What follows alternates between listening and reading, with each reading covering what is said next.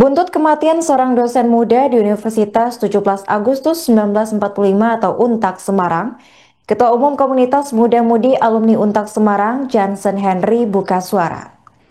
Dalam keterangannya pada Selasa 18 November 2025, Jansen menilai ada hal yang tak wajar dalam kematian dosen inisial DLL 35 tahun tersebut.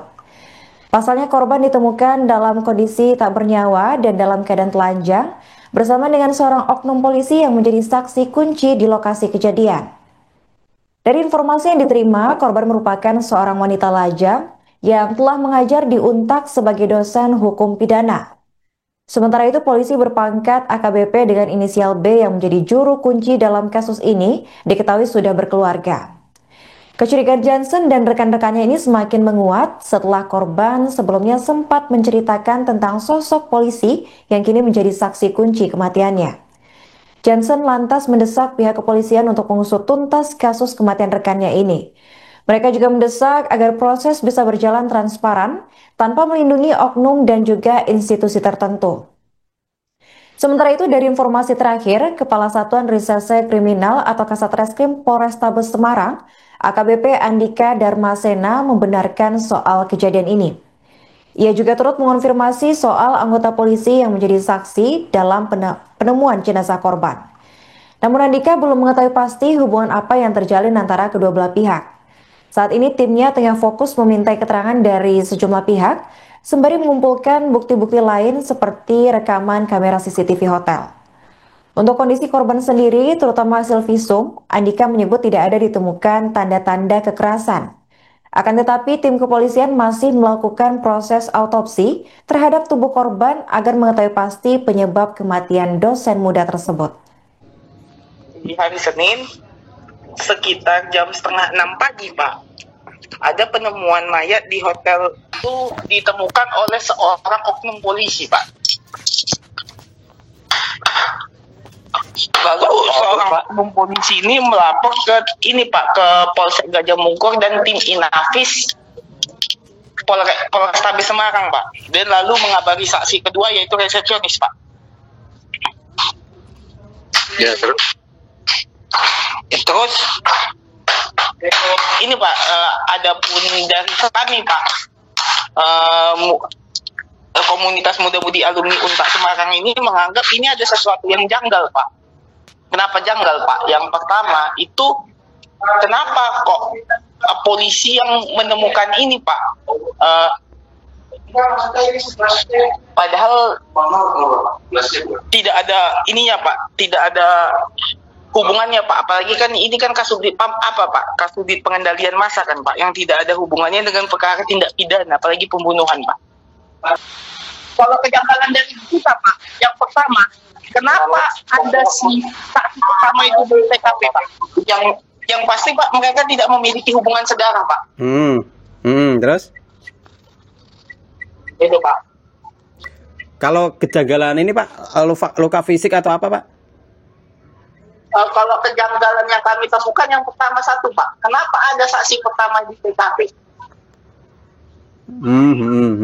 Oke. Kalau bicara kewenangan kan kewenangannya dia kan di pengendalian massa, Pak, bukan di penanganan tindak pidana. Dan sebelumnya diduga, Pak, si saksi satu ini sama korban itu memiliki kedekatan, Pak. Diduga ya, Pak. Oke, siap. Nah, kalau dari alumni mendapatkan informasi kematian korban itu penyebabnya apa, Pak? Informasi awalnya, Pak. Apakah, ya mohon maaf ya, apakah ada penganiayaan atau apa kok sampai korban itu ditemukan meninggal gitu loh, Pak? Kalau untuk ke situ, Pak, belum ada, Pak. Mungkin menunggu hasil rilis dari pihak kepolisian, Pak. Dan hari ini rencana diadakan otopsi, Pak. Terakhir saya dapat info begitu, Pak. Oh, dari pihak keluarga juga mengizinkan adanya otopsi berarti, Pak, ya? Yang pembahasan, Pak. Soalnya dari pihak keluarga sendiri, setahu saya ya, Pak, tidak menginginkan otopsi, setahu saya, Pak. Oke. Berarti masih belum ada informasi jelas dari polisi ya. Ini apa? Apakah nanti ada diotopsi atau apa ya, Pak? Atau penyebab pasti kematian korban belum diketahui gitu ya? Belum diketahui, Pak. Cuman kita kan melihat dari kronologi kejadian, Pak. Artinya kan kami dari komunitas muda-mudi alumni Untak sekarang ini Pak meminta kepada pihak kepolisian lah untuk mengusut kasus ini secara tuntas. Satu Pak, untuk menjawab ini Pak, dugaan kronologi ini Pak. Karena kan jangan sampai Pak ada indikasi dugaan Pak, ini akan melindungi oknum tertentu atau institusi tertentu. Yang sana. Iya. Oke, siap-siap. Oke, Pak. Sama ini Pak, mungkin desakannya Pak kepada pihak kepolisian seperti apa Pak? Desakan jelas. Yang pertama Pak, kasus ini diusut secara terang benderang itu satu Pak. Yang kedua supaya tercapai secara transparan Pak. Sama yang ketiga, jangan ada kesan untuk melindungi oknum tertentu atau melindungi institusi tertentu. Seorang wanita muda yang merupakan dosen dari Universitas 17 Agustus 1945 atau Untak Semarang ditemukan tewas mengenaskan di sebuah kamar hotel pada Senin 17 November pagi.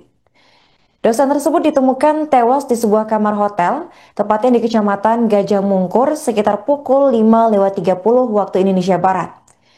Kasus penemuan jenazah ini pertama kali dilaporkan oleh seorang perwira polisi berpangkat Ajun Komisaris Besar Polisi atau AKBP. Dari pengungkapan diketahui korban ini berinisial DLL berusia 35 tahun. Untuk informasi selengkapnya akan dilaporkan oleh jurnalis Tribun Jateng, yaitu rekan Iwan Arifianto. Halo rekan Iwan, bisa dijelaskan bagaimana kronologi penemuan jasad dosen muda Universitas 17 Agustus ini rekan? Apakah betul pertama kali ditemukan oleh seorang polisi berpangkat AKBP?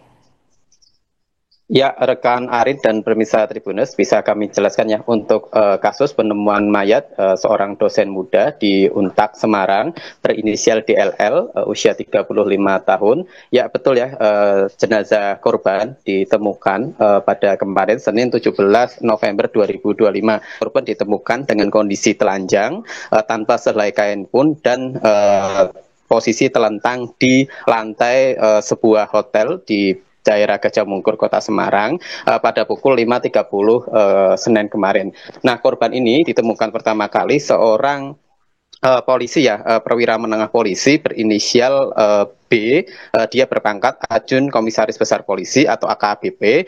Dia bertugas di bagian Dalmas seperti itu di Polda Jawa Tengah. Nah, korban maaf saya revisi, saksi utama ini menemukan korban, informasinya seperti itu, menemukan korban kemudian menghubungi pihak hotel seperti itu, dan kemudian setelah penemuan itu juga dilaporkan kepada Polsek Gajah Mungkur dan tim Inafis Polrestabes Semarang. Nah, kejadian ini pagi hari, tetapi polisi melakukan olah TKP sampai pukul siang hari seperti itu. Nah, setelah melakukan olah TKP, kemudian pihak kampus diberitahu pada siang hari. Nah, setelah Untak Semarang diberitahu pada siang hari, keluarga korban baru mengetahui kasus kematian korban pada pada Senin 17 November 2025 pukul sekitar 18.00 atau Senin petang. Nah, ada jarak span waktu ini kemudian menjadi semacam ini ya keluhkan keluarga kenapa jarak kematian korban cukup jauh seperti itu, informasi yang diterima keluarga. Nah, setelah korban ditemukan tergeletak di kamarnya dalam posisi telanjang itu, kemudian polisi melakukan olah TKP di sekitar kamar korban. Polisi juga melakukan pemeriksaan saksi-saksi seperti itu, kemudian meminta keterangan dari AKBP berinisial B ini kenapa bisa sampai di lokasi kejadian dan pertama kali menemukan korban dengan kondisi seperti itu. Polisi juga mengumpulkan keterangan dari saksi hotel, saksi lainnya, dan rekaman CCTV yang ada di kos hotel di daerah Gajah Mungkur, Kota Semarang itu. Begitu rekan Arin. Oke, baik rekan, untuk kesaksian polisi berpangkat AKBP tersebut setelah melaporkan soal penemuan ini bagaimana rekan? Ya, keterangan dari polisi AKBP B ini masih cukup normatif, Arin. Dia menerangkan bahwa dia hanya datang ke sebuah kamar hotel nomor 210 210 di kos dan kamar hotel itu. Dia mengaku hanya datang.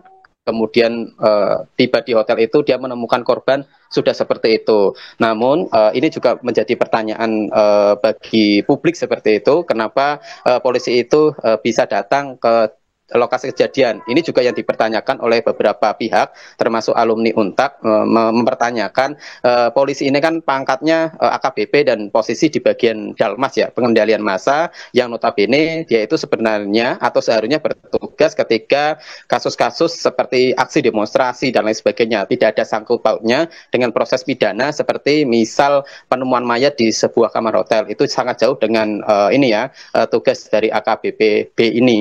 Nah, kami juga mendapatkan informasi kepolisian dalam hal ini Propam seperti itu sudah melakukan pemeriksaan terhadap saksi ini dan beberapa saksi-saksi mata di lokasi kejadian, diantaranya Kapolsek Gajah Mungkur juga diperiksa Propam seperti itu untuk mengetahui atau mengungkap tabir kenapa ada polisi berpangkat AKBP di kamar hotel tersebut. Begitu rekan Arin.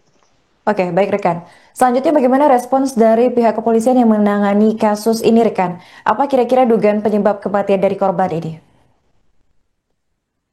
Ya, kami sudah menghubungi kepada tiga pihak untuk sebenarnya menguak ya rekan Arin dan pemirsa Tribuners, sebenarnya kematian korban ini disebabkan oleh apa sih si korban DLL ini, seorang dosen muda ini, kenapa dia meninggal begitu mendadak. Kami telah mengonfirmasi kepada tiga pihak, Polda, Polrestabes, dan Polsek. Nah, dari Polda normatif mereka tidak mengetahui kejadian ini, masih penyelidikan seperti itu. Begitupun dari Polrestabes Semarang, dalam hal ini Kasatreskrim Polrestabes Semarang, Andika Dharmasena, dia mengatakan masih belum bisa memberikan keterangan lebih jauh karena mereka masih melakukan otopsi. Nah, keterangan lebih runcing diberikan kepada AKP ini ya, AKP Kapolsek Gajah Mungkur, AKP Nasroi, dia mengatakan bahwa penyebab kematian korban diduga kuat karena sakit.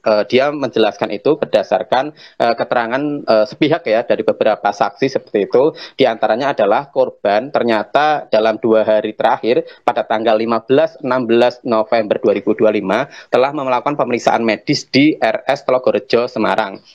Nah, dari rekam medis di RS Telogorejo Semarang yang diakses polisi, ternyata korban terakhir diperiksa memiliki tensi 190 dan ini ya tekanan darah sampai 600 ya. Nah, ini merupakan keadaan di mana kondisi hipertensi korban begitu berat seperti itu dan tekanan darah juga begitu ini ya tidak sehat. Artinya korban memiliki kondisi tidak sehat ketika kejadian, sebelum kejadian maksudnya, sehingga dugaan kuat dari polisi mengarah ke situ. Namun kepolisian saat ini masih melakukan proses otopsi terhadap tubuh korban untuk mengetahui sebenarnya penyebab kematian korban ini apakah ada tanda-tanda kekerasan atau penyebab lainnya. Begitu rekan Arin. Apakah ada tanggapan dari pihak Untak Semarang sendiri atas penemuan ini rekan? Ya, dari pihak Untak resmi, kami belum bisa mengaksesnya, tapi kami sudah mengaksesnya kepada Ikatan Alumni Muda-Mudi Untak Semarang yang menerangkan kepada kami bahwa mereka sebagai Ikatan Alumni, sebagai mantan mahasiswa dari korban, kemudian juga sebagai sesama sivitas akademika, mereka tentu ya memprotes atau sebenarnya tidak terima dengan kematian korban dengan kondisi seperti itu. Mereka mendesak kepada pihak kepolisian, baik Polda Jateng dan Polrestabes Semarang, untuk mengungkap kasus ini secara terang benderang, transparan, dan tidak ada yang ditutup-tutupi. Mereka, para alumni Untak ini juga menekankan kepada kepolisian agar tidak melindungi oknum tertentu atau institusi tertentu terhadap proses hukum yang yang sedang ditangani polisi ini, terutama dalam kasus ini. Hal ini bertujuan agar keluarga korban mendapatkan semacam penjelasan yang cukup terang benderang terhadap penyebab kematian korban. Begitu Arin. Oke, baik rekan. Untuk pertanyaan terakhir, apakah ada tanggapan dari pihak keluarga korban atas kasus penemuan ini? Ya, rekan Arin dan pemirsa Tribuners, baru saja kita juga sudah berbincang kepada salah satu perwakilan keluarga korban. Ternyata keluarga korban ini merupakan warga Purwokerto. Nah, korban ini sudah merantau di Semarang sekitar 3 sampai 4 tahun terakhir. Nah, dari keluarga korban kami mendapatkan fakta yang cukup terbaru seperti itu, bahwa ternyata antara korban DLL ini, seorang perempuan berinisial DLL ini, dan polisi AKBP B ini ternyata satu kakak. Nah, fakta ini juga baru diketahui korban ketika keluarga korban, perwakilan keluarga korban mendatangi rumah sakit untuk proses otopsi. Nah, ketika mereka menanyakan kenapa alamat korban bisa sama dengan alamat saksi utama, yakni polisi berinisial AKBP PB ini. Nah, ternyata setelah ditelusuri oleh keluarga, ternyata mereka satu kakak. Nah, keluarga juga masih jadi tanda tanya ya, kenapa antara korban dan saksi utama ini, seorang polisi berpangkat AKBP ini, bisa satu kakak. Ini juga masih menjadi tanda tanya para keluarga dari korban. Nah, kemudian kami juga mengonfirmasi kepada alumni. Sebenarnya apakah ada semacam hubungan ini, hubungan tertentu antara korban dengan polisi berpangkat AKBP ini. Nah, seorang alumni mengatakan bahwa dugaan kuat memang ada hubungan tertentu seperti itu antara polisi AKBP B ini dengan korban. Karena sebelum kematian beberapa waktu yang lalu, salah satu mahasiswa, mantan mahasiswa yang dibimbing skripsinya oleh korban, pernah bercerita, jadi mendengarkan keterangan dari korban bahwa korban ini pernah menceritakan sosok polisi berpangkat AKBP berinisial B ini. Begitu rekan Arif. Oke, baik, terima kasih banyak rekan Iwan Arifianto atas laporannya dan selamat lanjutkan tugas kembali.